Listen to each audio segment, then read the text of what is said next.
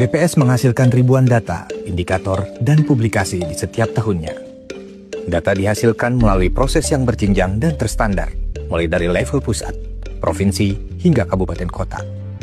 BPS mengawal seluruh tahapan proses dalam rangka menghasilkan data yang berkualitas dengan melibatkan berbagai ahli di bidangnya, mulai dari perencanaan, perancangan, pembangunan, pengumpulan data, pengolahan, analisis, diseminasi, hingga evaluasi. Lalu, bagaimanakah proses data BPS dihasilkan?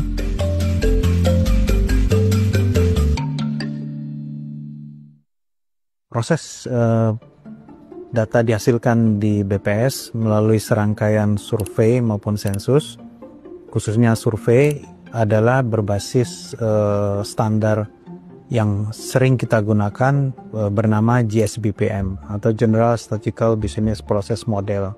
Nah, ini adalah standar yang direkomendasikan oleh internasional, terutama United Nations, di mana ada serangkaian tahapan yang harus kita lalui dalam proses tersebut. Dan ini sudah dilakukan sejak lama, dimulai dari specify need, design, build, collect, process, analyze, dan disseminate. Nah, semua tahap itu kita lakukan, dimulai dari specify need, kita mengumpulkan kebutuhan-kebutuhan indikator yang harus dihasilkan, misalnya indikator RBJMN atau nawacita dan lain-lain. Nah, dari stakeholder itu kebutuhan apa, indikator yang harus dihasilkan, kita identifikasi variabel apa yang harus dikumpulkan. Nah, dari situ kita akan membangun kuesioner, ya, kuesioner yang akan digunakan di dalam pengumpulan data tersebut, dan juga instrumen lain adalah pedoman. Nah, selain itu, ketika kita membutuhkan sampai mana estimasi yang harus disampaikan, misalnya sampai kabupaten, nah itu kita berkoordinasi dengan Direktorat PMSS metodologi. Nah, itu nanti PMSS akan menentukan berapa sampel yang harus dibutuhkan sehingga estimasi bisa level yang dibutuhkan, misal kabupaten atau provinsi atau hanya sampai level nasional. Nah, tahapan ini perlu kehati-hatian karena menentukan hasil dari survei tersebut, sehingga kerjasama antara PJK dan metodologi juga cukup intens untuk pada tahap desain. Secara umum, output dari PMSS itu sendiri menghasilkan desain metodologi seperti apa, peta yang digunakan seperti apa untuk membantu proses lapangan, kemudian desain kerangka sampel yang digunakan, kemudian membantu skrip untuk penarikan sampel, kemudian desain untuk penimbang atau weightingnya seperti apa, dan jika diperlukan kita juga membantu mengawal penghitungan sampling error yang biasanya dilakukan oleh PJK.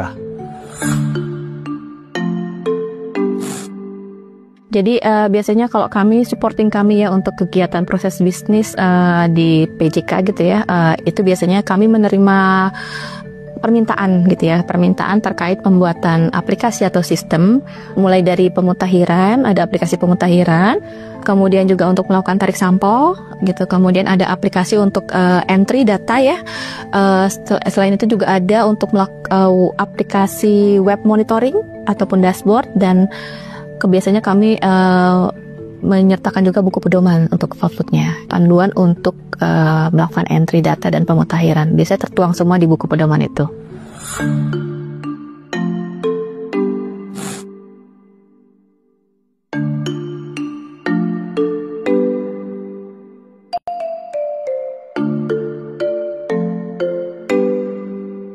Kami menerima informasi ataupun instruksi dari BPS Provinsi DKI Jakarta terkait kegiatan yang harus kami lakukan, termasuk di dalamnya misalkan ada survei, maka di sana sudah jelas kapan waktu pelaksanaannya, tahapan-tahapannya, kemudian petugas yang akan dilibatkan berapa banyak, termasuk juga sampai dengan nanti pelaksanaan anggarannya juga kemungkinan biasanya seringkali juga muncul seperti itu, Mas.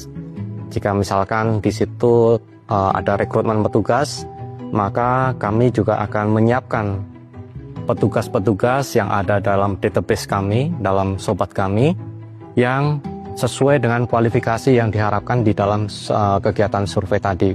Sesuai standar BPS, setiap akan melakukan kegiatan survei ataupun sensus, yang dilakukan pertama adalah menyamakan pemahaman petugas terkait dengan konsep, definisi, kemudian SOP, kemudian tahapan-tahapan apa yang harus mereka lakukan melalui pelatihan-pelatihan. Selain dibikinkan buku pedoman, kita juga melatih petugas. Pelatihan petugas ini juga berjenjang dari kita melakukan training of trainer, ya, dari workshop Intama biasa kita sebut, kemudian pelatihan INAS, instruktur nasional, dan ada pelatihan petugas.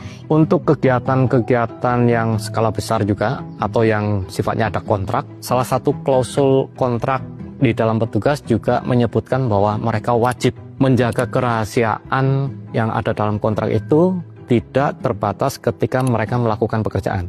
Tetapi di dalam kontrak itu tidak, artinya sampai dengan kapanpun mereka jangan memberikan informasi data. Setelah data terkumpul, kita masuk ke tahap proses, ya. Ada entry data tadi dengan menggunakan aplikasi yang sudah dibangun juga oleh teman-teman SIS. Jadi setelah data masuk, data diperoleh oleh petugas, diawasi oleh pengawas, kemudian setelah dilakukan proses editing, coding, dan sebagainya, nanti masuk ke dalam proses pengolahan. Dan petugas pengolahan itu juga tidak asal input itu, tetapi mereka juga diberikan briefing bagaimana perlakuan ketika melakukan entry data ke dalam PC atau komputer. Jadi data yang di kabupaten sudah di entry, itu sama admin harusnya dilakukan pengecekan terlebih dahulu, Mas. Dari tadi kelengkapannya sudah semua belum sih masuk gitu kan. Kalau sudah, mereka biasanya cleaning lagi. Ada namanya revalidasi untuk memastikan bahwa ini menggunakan versi aplikasi yang terakhir dan rule-nya sudah masuk semua gitu kan.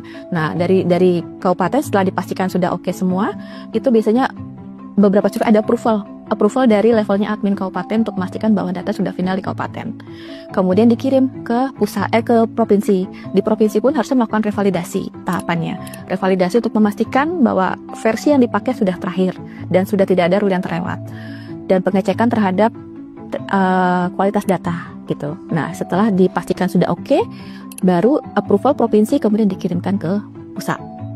Di pusat pun ada tahapan proses revalidasi kembali gitu. Jadi untuk memastikan tadi termasuk kualitas data, memastikan sudah sesuai dengan rule-nya, dan terakhir dan kualitas datanya gitu. Setelah dari pusat, kami akan mengirimkan ke PJK data tersebut, data final pengolahan. Sudah masuk ke SIS, dikirimkan kepada direktorat kami untuk dilakukan lagi revalidasi lagi supaya memang data yang kita gunakan itu benar-benar clean gitu ya, sudah benar-benar sesuai dengan yang kita harapkan.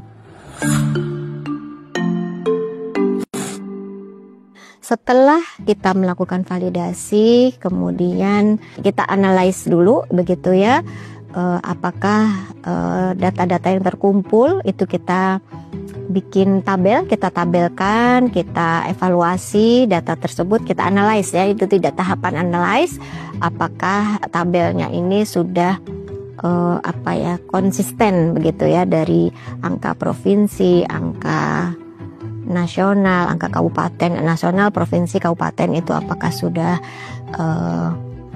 valid begitu ya, atau sudah sesuai, sudah benar begitu. Setelah clean semua, kita kirimkan ke direktorat SIS lagi, data baru dikirim ke diseminasi. Di sisi diseminasi itu adalah sisi akhir dari GSBPM. Jadi kita akan menyiapkan datanya sesuai dengan kebutuhan pengguna. Jadi dari SIS atau Sistem Informasi Statistik, kita akan mencoba melengkapi atau bahkan memeriksa kelengkapan dokumen-dokumen yang diberikan oleh SIS. Contohnya kuesioner, layout, dan lain-lain. Setelah fix atau sudah clean dan bersih, baru kita naikkan ke sistem kami. Setelah data itu bisa didiseminasikan, kita juga melakukan atau membuat publikasi, tabel-tabel yang memang kita butuhkan dan juga dibutuhkan oleh stakeholder tersebut. Nah, publikasi kita rilis di web ya, di web itu sudah ada jadwalnya, sudah kita jadwalkan, rilis, didiseminasi begitu. Iya, di data BPS sendiri sebenarnya kita sudah membagi-bagi ya. Ada data BPS itu yang bersifat publik, artinya semua user bisa mengaksesnya. Contohnya semua yang ada di website BPS itu tentu saja bisa diakses, baik menggunakan download ya, download seperti biasa atau bukan menggunakan web API, itu bisa. Yang kedua mungkin ada yang tipenya itu yang khusus untuk penelitian sebenarnya, scientific ya, sifatnya scientific. Ini kita aksesnya melalui Silastik atau sistem informasi lain statistik, di mana pengguna harus menandatangani dulu surat perjanjiannya sebelum mengunduh datanya. Dan di sini ada kena skema PNBP, tapi kita juga membuka skema yang lain selain PNBP, yaitu Rp0, di mana Rp0 ini bisa diakses oleh beberapa segmentasi saja, contohnya instansi, contohnya ya lembaga pendidikan atau lembaga internasional dan lain-lain, itu sudah ada di perbannya. Jadi kita dalam hal ini sudah membuka akses ke seluruh segmentasi, bahkan juga kita membuka akses ke KL-KL, di mana KL-KL yang memiliki MOU atau TKS, mereka juga bisa dalam hal ini meminta atau melakukan pertukaran data dengan BPS. Kalau misalkan datang langsung, kami akan layani melalui PST di seluruh Indonesia ya, bukan hanya di pusat tapi di daerah juga.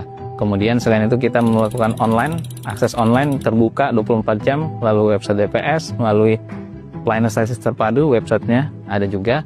Satu lagi kita memiliki Allstat ya. Allstat ini aplikasi berbasis Android dan juga berbasis Apple iOS, jadi bisa diunduh oleh pengguna. Jadi itu juga bisa membuka wawasan pengguna juga, karena situs datanya sama persis sebenarnya di website BPS. Di kami penjaminan kualitas itu ada namanya Quality Gates gitu. Salah satu tools yang kita gunakan adalah Quality Gates. Quality Gate itu istilahnya kayak gerbang gitu. Gate itu kan gerbang ya. Kalau quality itu kan kualitas. Jadi dia gerbang kualitas. Jadi kalau misalnya kita ingin lewat suatu gerbang, kita harus ada standar yang harus terpenuhi nih. Misalnya pada saat kita lewat pintu tol kita harus cukup nih saldonya kita gitu. Begitupun dengan data gitu kan. Kalau misalnya di tahap specify need ingin masuk ke tahap desain, itu harus ada ukuran-ukuran kualitas yang terpenuhi gitu. Itu namanya istilahnya quality gate. Jadi ada ukuran kualitas di situ. Kalau di BPS itu kita ini melakukan penjaminan kualitas dari setiap lini, dari setiap tahapan gitu kan. Dari mulai specify need, dari tahapan desain, build, collect, process, analyze, disseminate sampai evaluate gitu. Jadi ada proses evaluasinya untuk perbaikan kegiatan statistiknya ke depannya. Jadi semuanya kita kawal proses penjaminan kualitasnya.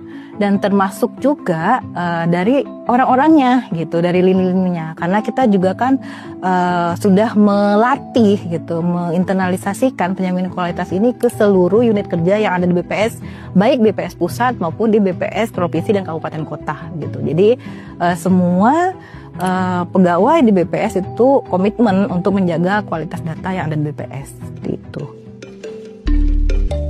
Badan Pusat Statistik sebagai penyedia data statistik di Indonesia berkomitmen untuk selalu menghadirkan data berkualitas bagi publik sesuai proses bisnis yang mengikuti standar internasional. Berbagai penyempurnaan akan terus dilakukan dalam tiap tahapan proses, karena Badan Pusat Statistik hadir untuk mencatat Indonesia.